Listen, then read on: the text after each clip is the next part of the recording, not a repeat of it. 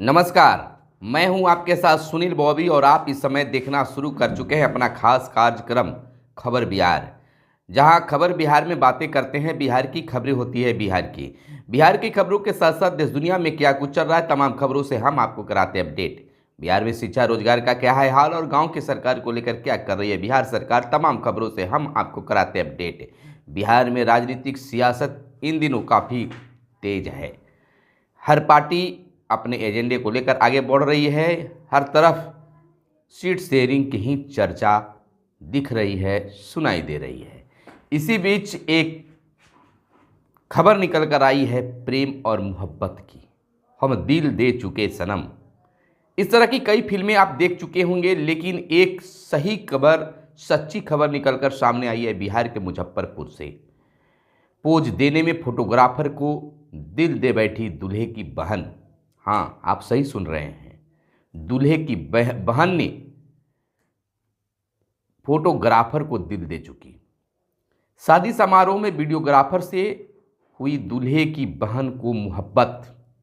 बारात छोड़कर हुई फरार, परिजनों ने थाने में दर्ज कराई शिकायत। यानी कि जो वीडियोग्राफर साहब जो थे वो हमेशा दूल्हे की बहन की तस्वीरें उतार रहे थे और इसी बीच दूल्हे की बहन को फोटोग्राफर साहब से प्यार हो गई। हम दिल दे चुके सनम। जब दिल दे दिए तो साथ में फरार भी हो गए। दूसरी बड़ी खबर हम आपको बता दें कि बिहार में नियोजित शिक्षकों का आज अग्नि परीक्षा कह लीजिए या भाग्य का फैसला कह लीजिए। नियोजित शिक्षकों के लिए आज खास अहम दिन माना जा रहा है, यह खुद नियोजित शिक्षक भी कह रहे हैं। बता दें, नियोजित शिक्षकों को लेकर कई तरह की बातें सामने आ रही है। आज बिहार के नियोजित शिक्षकों को लेकर पटना हाई कोर्ट में एक बड़ी सुनवाई होने जा रही है और यह सुनवाई नियोजित शिक्षकों के लिए भाग्य का फैसला होगा। ऐसे तो नियोजित शिक्षकों के लीडर जो हैं वह कोई कसर छोड़ना नहीं चाहते हैं, बड़े बड़े नामचीन वकीलों को उतारने की कोशिश में लगे हुए हैं। देखना आज यह होता है कि जो नियोजित शिक्षकों को सक्षमता परीक्षा पास करने पर पोस्टिंग और अन्य चीज़ों पर बातें आनकी अटकी हुई है, इसमें न्यायालय से क्या न्याय मिल पाता है। खैर, बात जो भी हो, लेकिन जानकारों का मानना है कि चाहे नियोजित शिक्षक जीते या सरकार जीते, सुप्रीम कोर्ट तक तो मैटर जाना ही जाना तय है। लेकिन अगर शिक्षकों की जीत हुई तो एक बार फिर से नियोजित शिक्षकों के चेहरे पर मुस्कान आ जाएगी। आपको बता दें कि बिहार के नियोजित शिक्षक इन दिनों लगातार 2 माह से टेंशन में हैं। टेंशन इस बात की है कि शिक्षा विभाग ने फैसला कर चुका है कि शिक्षकों को उनके विद्यालय, उनके गांव, उनके पंचायत से दूसरे जिले में भेजेंगे। यही सबसे बड़ी टेंशन है और विभागीय तौर पर कई चीज़ों को जोड़ने हटाने से भी शिक्षक नाराज हैं। उनका कहना है नियोजित शिक्षकों को कि अगर सरकार इस तरह से हमें टेंशन देने के काम करेगी तो आने वाले चुनाव में भी हम सरकार को टेंशन देंगे। फिलहाल बिहार के वार्ड सदस्य भी एक नई रणनीति के तहत नए आंदोलन के मूड में हैं।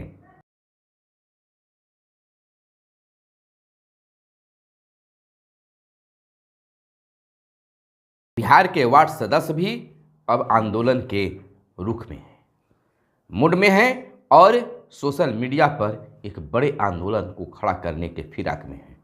सरकार तक अपनी बातें पहुंचा रहे हैं, लेकिन सरकार फिलहाल उनकी ओर ध्यान नहीं दे पा रही है। लेकिन इसी बीच सम्राट चौधरी दिल्ली से वापस लौट आए हैं। एनडीए में सीट शेयरिंग को लेकर बीजेपी लगातार बैठक कर रही है। दिल्ली में बीजेपी की बैठक में शामिल होकर बिहार लौटे डिप्टी सीएम सम्राट चौधरी ने कहा कि लोकसभा चुनाव की घोषणा से पहले एनडीए में सीट शेयरिंग का फैसला हो जाएगा। वहीं जमीन मालिकों के लिए बिहार सरकार का बड़ा फैसला, ऑनलाइन जमाबंदी हुई मान, अंचल कार्यालय के चक्कर लगाने से मिलेगी मुक्ति। विस्तार से भी इस बात को आप जान लीजिए और समझ लीजिए कि अब जमीन मालिकों के लिए राहत भरी खबर है। ऑनलाइन जमाबंदी को माना भी गया है सही। अंचल कार्यालय को अब आपको चक्कर लगाने की जरूरत नहीं पड़ेगी। वहीं हम संरक्षक जीताराम मांझी ने कहा है कि महिलाओं को सभी क्षेत्रों में शिक्षा से लेकर रोजगार और पंचायत से लेकर संसदीय व्यवस्था तक 50% आरक्षण मिलना चाहिए, तभी महिला सशक्तिकरण के सपनों को साकार किया जा सकता है।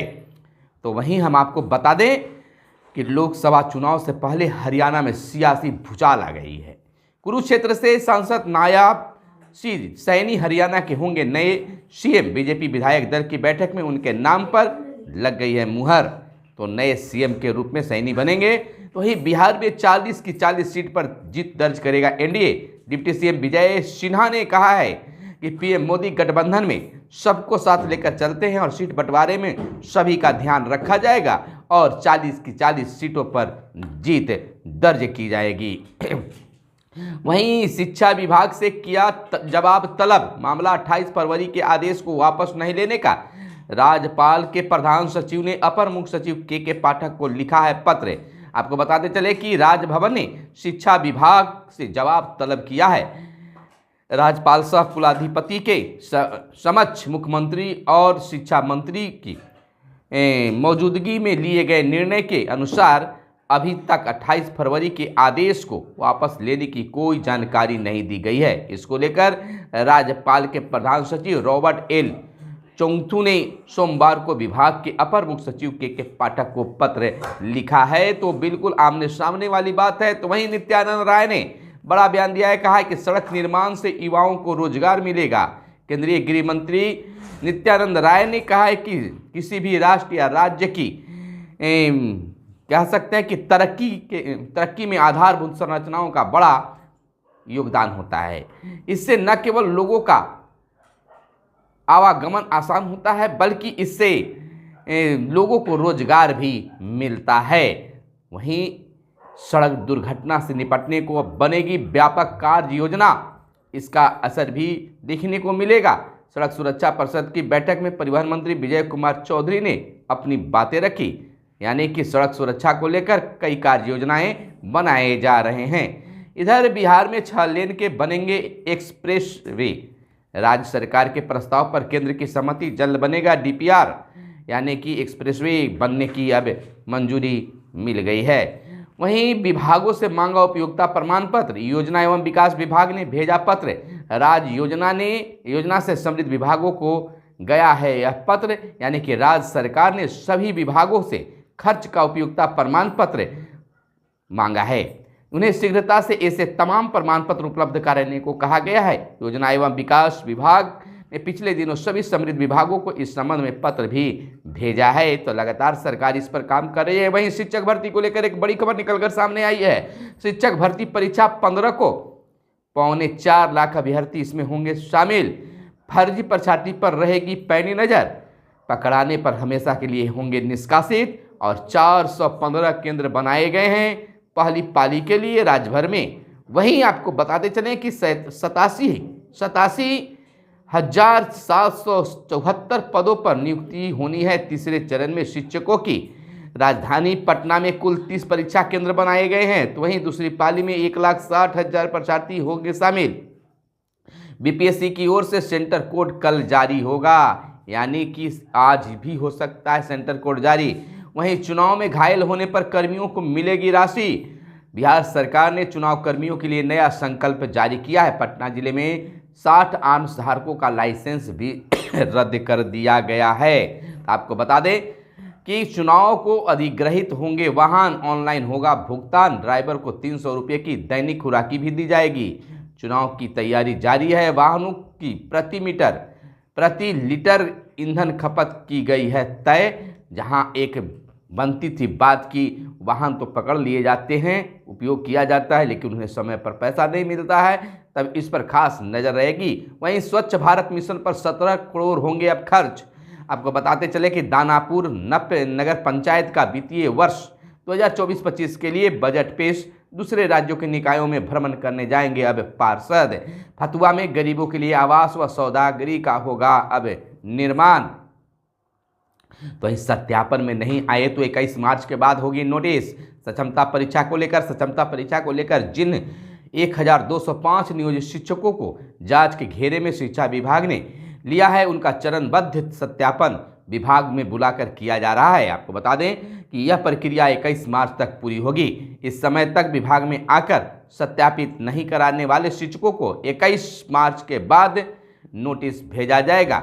इस संबंध में जिलों को भी आवश्यक कार्रवाई का निर्देश दिया जाएगा ताकि हर शिक्षक के प्रमाण पत्रों का सत्यापन हर हाल में सुनिश्चित किया जा सके। तो सरकार को इस पर भी नज़र है, विभाग की नज़र है। इधर लखपति जीविका दीदियों को किया सम्मानित। समारोह के तहत स्वरोजगार कर लाखों के कमाई करने वाली जीविका दीदियों की स्रोत बनी हुई है और इन्हें सम्मानित भी करने का कार्य किया गया।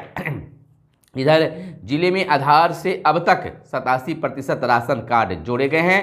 13% राशन कार्ड भी जल्द जोड़े जाएंगे। कहीं से भी अनाज का उठाव कर सकते हैं। अब लोग आयुष्मान कार्ड बनाने का भी काम तेजी से जारी है। CUET UG 15 विषयों की एक दिन में होगी अब परीक्षा। 26 मार्च अंतिम तिथि, 29 तक संशोधन होगा। जिस विषय में 1.5 लाख से अधिक आवेदन, उसमें ऑफलाइन परीक्षा होगी। बताते चले कि CUET UG में 15 विषयों की परीक्षा एक दिन में होगी। जिस विषय में 1.5 लाख से अधिक आवेदन होगा, उसमें ऑफलाइन परीक्षा होगी। वहीं अब जमीन और दरी पर बैठकर नहीं पढ़ेंगे बच्चे। 31 मार्च तक 68,000 बेंच डेस्क स्कूलों को किया जाएगा वितरित। एक बेंच पर 3 छात्राओं को बैठने की है प्रबंध। सभी स्कूलों में बेंच भेजने का कार्य शुरू भी कर दिया गया है। 2 दिनों में 4 डिग्री पारा चढ़ेगा, नहीं सताएगी गर्मी। बिहार में फिलहाल गर्मी ज़्यादा नहीं सताएगी।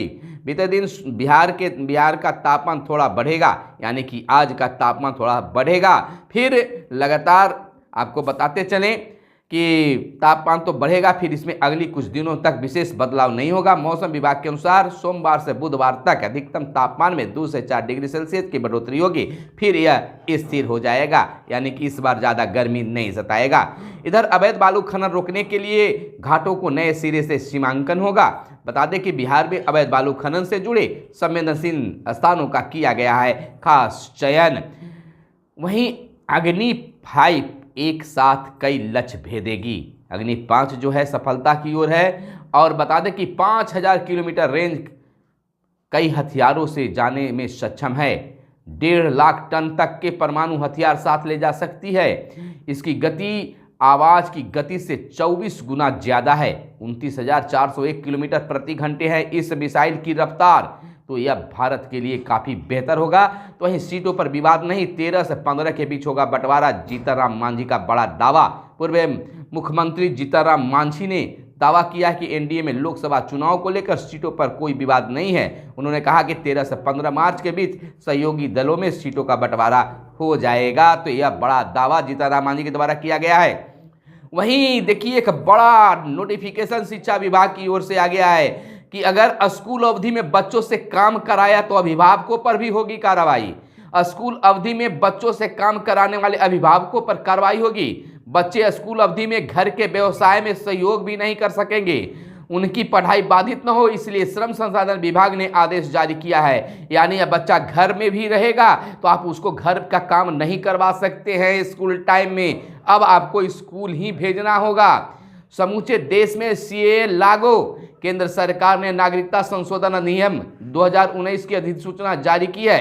पाकिस्तान, बांग्लादेश, अफगानिस्तान के अल्पसंख्यकों को नागरिकता मिलेगी। तो इस पर खास चर्चा, कहीं कहीं विरोध की सीमा भी जारी है। तो आज की खबरों में बस इतना ही।